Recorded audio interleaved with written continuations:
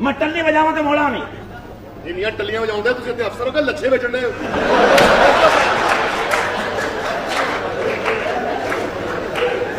वजीर ਟੱਲੀ ਵਜਾਓ ਵਜਾਵਾ नहीं मैं बड़ा खुश हूँ मेरे घर पुत्र हुए जी ਸਾਡੇ ਘਰ ਪੁੱਤਰ ਕਿਸ ਤਰ੍ਹਾਂ ਤੁਸੀਂ ਨਾਕੇ ਧੋਦੇ ਹੋ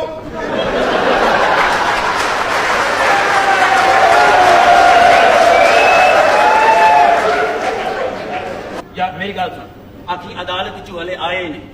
या एक मिनट ठहरी ਰਹਿਣ ਦਿਓ ਕੱਟਿਆ ਗਿਆ ਹੁਣ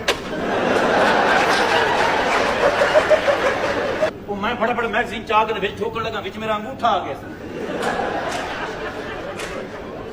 ओ सर वो मैं बस उत्थे घंटा